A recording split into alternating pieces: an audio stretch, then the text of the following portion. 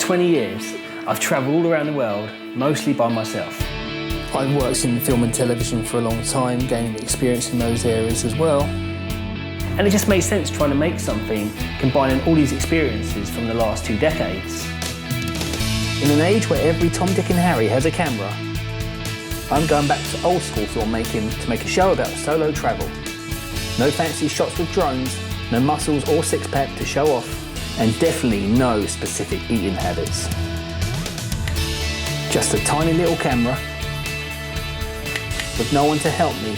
I can vouch for that. Eating wherever I want. Just me on my own with the whole world.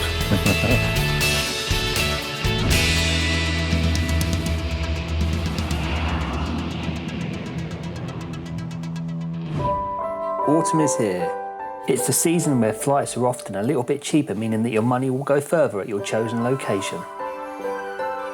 Over the next 2 episodes, we'll be heading to Basel in Switzerland, Vienna in Austria, Bucharest in Romania and Berlin in Germany to find out if surviving on the budget of £20 a day is actually doable.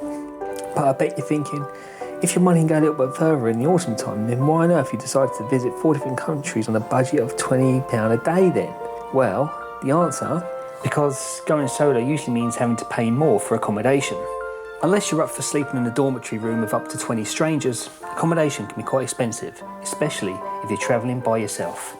So with no one to split the cost with, getting a room all to yourself certainly means parting with a huge sum of money of your budget.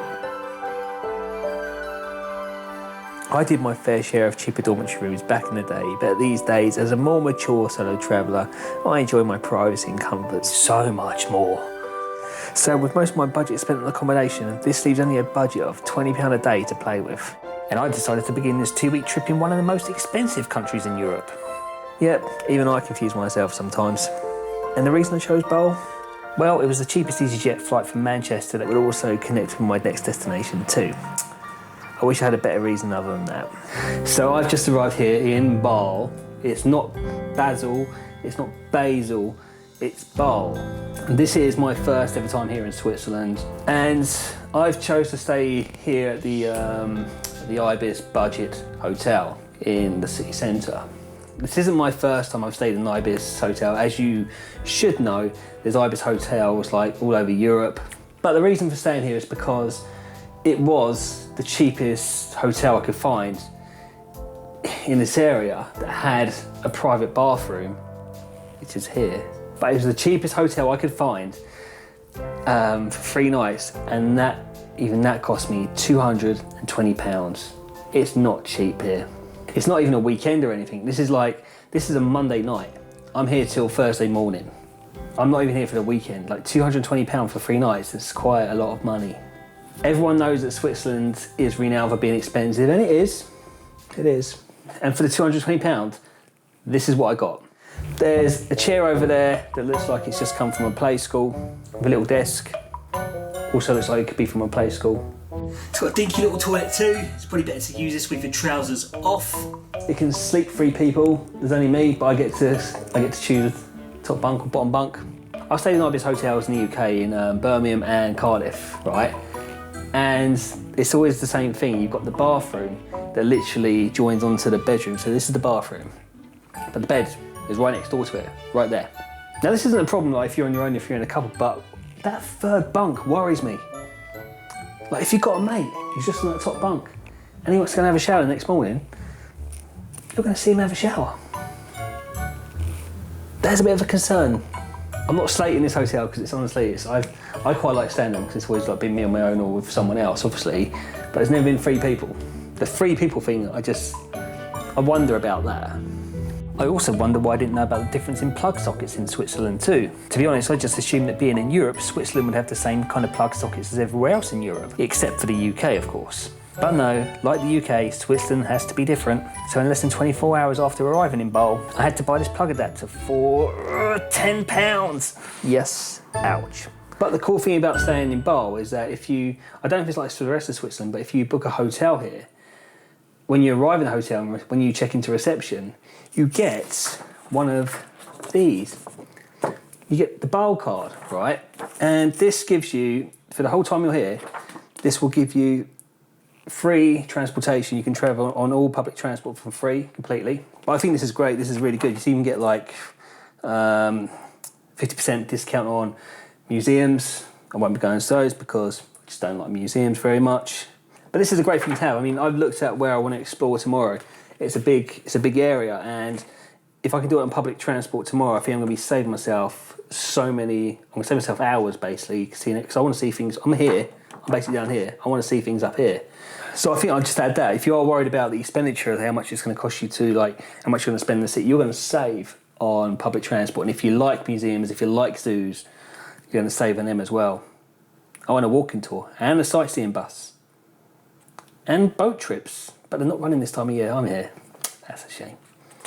So if boat trips aren't running in the autumn time, what else do you need to know about Basel? Well, did you know that Basel Airport isn't actually located in Switzerland and that it's actually in another country? You actually land in France, so you're literally like 10 minutes outside Switzerland, but it's bizarre. You arrive in a different country when you're going to Switzerland. This corner of Switzerland also adjoins another country that also sits in the River Rhine. That's the border. It's called the border triangle, right? And that's a little symbol for it. So as you can see on my right-hand side, I think it's is that right, your left? So basically over that way is France, right? Behind me that way is Germany, and I'm standing here in Switzerland. So this is how close all the borders are. It's quite a quiet little spot. It seems that no one comes up here. There's not really much up here. I can see there's some kind of like restaurant, there's boats around, there's a lot of cargo ships around, there's lots of containers. It's not really a proper little sightseeing place, but it's a really great place to see, because literally, you can get to like 3 different countries within minutes. It's awesome. If you want some time out from Switzerland, you can go and have a cafe in France, or you can go and have a beer in Germany. Remember that the Basel card will give you free transportation to both Germany and France if time allows. While country hopping might help with sticking to your budget, and if time is against you, what else can you do for free and cheaply back in Basel? It's actually quite a lot of fun using the Basel card, jumping on and off trams and buses, as it's really a great way to discover the city at no additional cost. But if you're planning on staying more central, most of the major sites are within walking distance of one another. So sticking with the water theme is the Tingly Fountain. It's completely free to look at, but realistically there's only a certain amount of time you can sit there and watch this until you're ready to move on. And moving on. This landmark in Basel has a viewpoint on ground level overlooking the River Rhine. But for a small fee, if you like your views more elevated, you can climb to the top of the building as well. Just a short walk from the Basel Minster is the colourful City Hall. Located in the centre of Old Town, it also claims to have free entry, but it's the ideal place to begin exploring the streets around the area. The architecture in Basel is very quaint. The buildings have a warm, welcoming vibe about them, so if your budget is super tight, Basel is a really nice place to walk around, particularly by the waterfront. In this autumn month, it's extremely peaceful, and this is a good place to sit down, relax, and have your lunch. Which brings you to the time that poses as one continuous, ongoing problem for the solo traveller: dinner time. It's always tricky to find a place to eat if you're on your own. Like, dining alone is never fun. So I spent about an hour walking around the streets, and it's just, restaurant after restaurant, cafe after cafe. It's a lot of couples, lots of romantic lighting. I dread this time of night every time I travel on my own. So this morning, a supermarket called Coop, it's spelt the same as Co-op in the UK, right? And that presented itself this morning. And I went in there and I was actually really impressed by the amount of food they had, the variety of food they had. It reminded me of the food emporium in the United States. So this evening, my final resort was that I'm back in my room now. I had to get some food, and I'm going to share my bag of food with you and show you what I got for 15 Swiss francs, all right? This is probably worth keeping in mind if you're traveling on your own and you worry about dining on your own, but you can always bring this back to your hotel room. You can probably find a park. It's quite warm still this time of year, so I could have sat in the park, but there's not much light in the park, so I couldn't do this little film in the park. Right, so the first thing I got was this box of pasta. I'm going Italian tonight, so I've got this box of pasta. That was about 3 francs 50. Next up is I've got this chicken curry lattice. I think they call it strudel actually. Anyway, that cost $2.95. Got a healthy orange juice to wash it all down with. So that was $2.20. And this was the big find, right? Big tray, huge tray of sushi, right? Look at that, it's massive.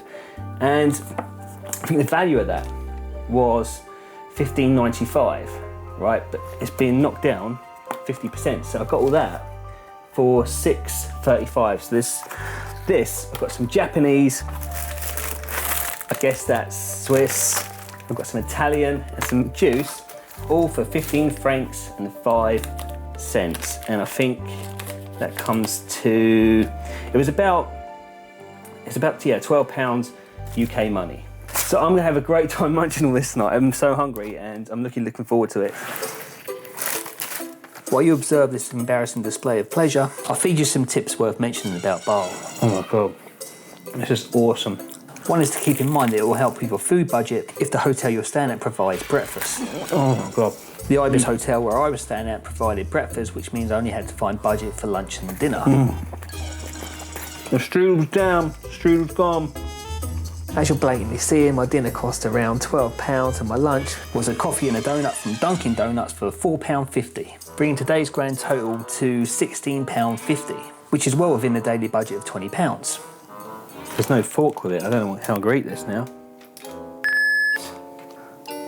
If you can break the bank, there are plenty more luxurious options out there, especially places with cutlery. That's not good. One place definitely worth taking a trip to is Bar Rouge. At 105 metres high, it's one of the cheapest ways to see the skyline views over the city. And while up there, should your budget allow, you can order food that is supposed to be eaten with your fingers. Why don't I get a fork? I don't know what about this pasta. Coming up, with my pasta issues resolved, will I be able to stick to the budget of £20 a day when eating in Vienna? Will an unexpected event change everything for this entire trip?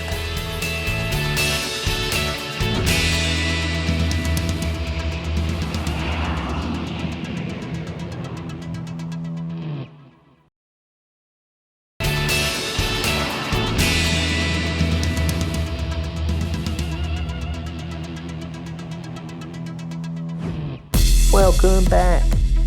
Before the break, we found out more about transportation in Basel. When you arrive in the hotel and when you check into reception, you get one of these. You get the Basel card, right? And this gives you free transportation. You can travel on all public transport for free, completely. There's also free sightseeing tips as well. And I've got a dinner for £12. Probably gonna take a nap after this. It's making me very tired, all this. With my stomach full and bags packed, it was time to find out if my next destination was going to be so challenging on the wallet. But little did I know that something was going to happen at my next destination that was going to affect my entire trip. But first, it's worth mentioning something about Basel Airport, which is actually located in France. When I arrived here, I thought it was ever so quiet for an airport, and within 5 minutes I'd been through security and customs. But when I entered the departure gate areas, it felt like I'd entered a ghost town. Apparently it's always like this during the autumn and winter months, according to the barista at the airport. And he should know, of course. But it's the quietest airport I've ever been to, and I've been to a lot of airports. And the plane journey was also just as quiet. It was almost like a sense of calmness before the storm. This serenity was keeping me infused, meaning that my arrival into Austria's capital was filled with excitement. A city of history, interesting looking buildings and movie locations for the old school film buff. And for those naturists out there, though not the nudist kind of naturists, there's greenery and scenery all within a train journey too. With 4 days in the city, and with the 3-day travel card being only around £15, this amount divided into 4 meant it was only going to cost me around £4 a day, leaving me a budget of £16 a day. But today was Thursday, and I was due to leave the following Monday. So it made complete sense that I purchased my 3-day travel card the morning after I check into my location, which is 3 miles from the city centre in a suburb called Maria Hill.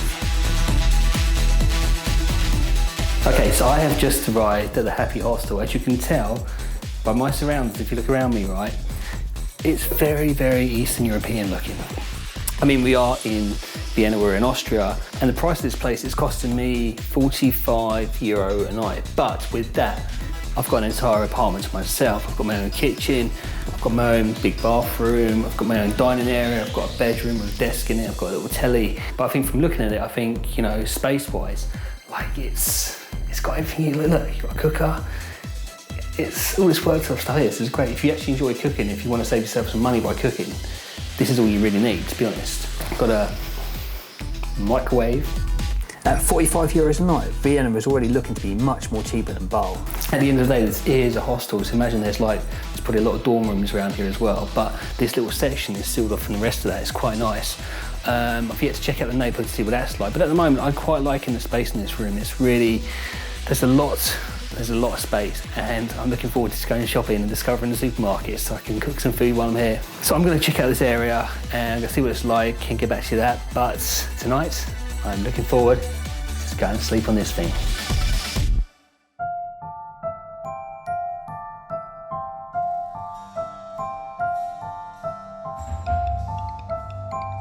To be honest, I feel like I was robbed. So I decided to purchase that 3-day travel card at 11 a.m. in the morning on the Friday morning so that it would expire on the Monday morning at 11 a.m, which would be as I arrived at the airport to fly out of Vienna. But on the morning of buying my ticket, I hadn't even travelled 2 stops when a guard came up to me on the train, asked my ticket. He took my ticket and started getting off the train with my ticket, and then quite aggressively, he's just started telling me that I hadn't validated my ticket. I'd bought a ticket, but I hadn't validated it. I didn't know about this. I pretty much assumed that, like everywhere else, when you buy a ticket, the minute it comes out of the machine, that's when it's validated. I was very confused and very angry, just telling the guards that, I've got a ticket, the ticket's in your hand. It's like, I bought a ticket, I don't get it. Which is when they point to a poster on the wall written in German saying that you have to validate your ticket, to which I explained that I cannot understand any German. And all they did at that point was just demand that I paid 103 euros on the spot, which I didn't have, so they marched me to an ATM in a supermarket where I had to withdraw from a cash machine my entire budget for Vienna. I also did some searching online to find out if this had happened to anyone else, and this has happened to quite a few people before, and it seems that many other tourists have had the same experience because the validation process isn't clearly stated, and I lost over 100 euros because of this. I only had 4 days in Vienna, which meant that this fine ate most of my £20 a day budget. I had no money to see the sights that I wanted to, and no money to try the food that I wanted to. But I didn't go hungry. I still managed to find places to eat in the neighbourhood I was staying in, and it was a lovely area with so many great places to eat and drink in. And because I still had a 3-day travel card, there's a place that I could run away to deal with the stress and all the anger from this fine. And out of sheer bitterness, there's nothing else I want to say or show about Vienna. Except for this accidental widescreen shot they gave me at the airport. So let's just move on to my next destination instead. The flight to Bucharest was spent mostly deep in thought, thinking about ways I could make up the money that I lost in Vienna. I already knew that Bucharest was going to be cheaper than Vienna, but there was other things that were concerning me as well. Not so long ago, in a country not so far away, like that one down there, I made contact with one of the Romanian locals from a community website called Couchsurfing. To summarise, Couchsurfing is known for helping people with somewhere to stay by offering homestays to other travellers. Sounds scary? Well, it's really not. And it's not supposed to be scary either. I've been a member of the Couchsurfing community since 2007, and while I don't use it much these days, it's still useful to use if you're looking to meet new people or if you're looking to find out more information about a place that you're going to, like I'm doing this time. This is what really happens when couchsurfers meet. Doesn't look scary at all, does it? And I asked my new couchsurfing friend about one of the things that was concerning me about Bucharest and Romania. It used to be, but gypsies were an issue for Romania too. Yeah. I mean, it's not something, okay, they are a danger for the tourists, for example. They were a danger for us. Yeah. They were stealing, and they were, even if we had so many governmental programs trying to integrate them and trying to mix them in our community, they didn't. Almost all of them failed. Yeah. They didn't integrate, they didn't started to go to schools, they didn't started to go to, I don't know, hospitals or health checks and stuff like that. Yeah. There were a lot of programs to try to educate them, to try to make them healthy, to try to teach them different activities so they can work, so they can live the life we're doing. No, the only thing they know is stealing, and there's an issue for us too. But now, because Romania, it's not that rich anymore, and because the borders are open, they went away. So Romania is safe now. We're all safe.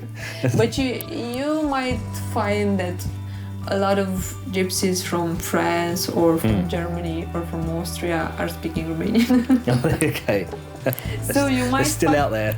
Yeah, you might find them out there, but not in Romania anymore. Okay. We don't have issues anymore with this kind Well, of that's good, stuff. that's good. Although Bucharest doesn't look too threatening from a window, its airport is 10 miles north of the city centre, so you need to find methods to get yourself there and back. There's only one shuttle Yep. from the airport, so that's one tip you should remember. Maybe you should Yep. really use Use the shuttle bus to get to the use the airport. shuttle bus, yeah.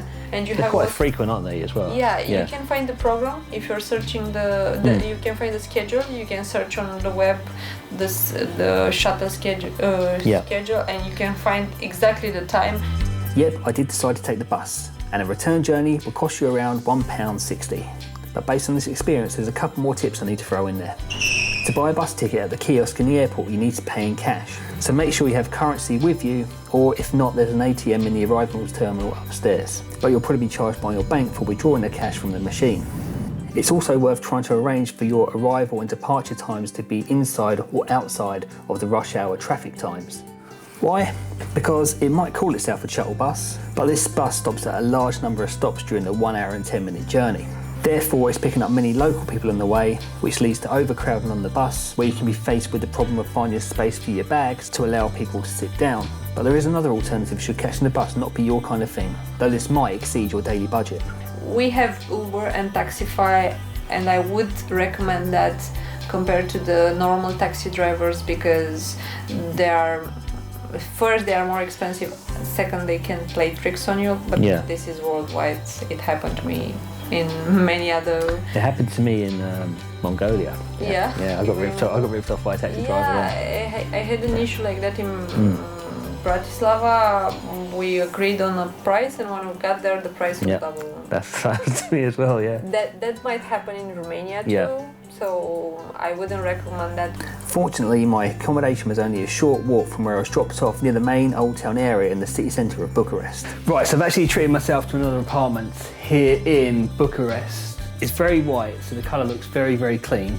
It's got a lovely double bed, it's got an armchair, it's got a table to work from, it's got a little bedside lamp, it's got a washing machine, it's got a cooker, it's got a sink, it's got cupboards, it's got a really, really nice bathroom too. And all of this, 3 nights for under £100, which is about, I think it's about €108. It's now about 6 o'clock in the evening. It's very warm in here. That's the good thing about it. But there's aircon up there if I want that. It's got a nice TV. Already I'm thinking that Bucharest is gonna be really easy in my wallet. So I'm already excited about checking this place out, because so far I'm impressed by the accommodation. And I'm assured that bed is gonna be super comfortable as well. Thank you, Bucharest, for being so cheap. Thank you. But with my budget of £20 a day in jeopardy, would Bucharest continue to be so cheap? Next time on Going Solo. Have you got any other tips that you would give to someone visiting Bucharest for the first time? I might show you some actual footage of Bucharest. And is Bucharest really as safe as it seems so far?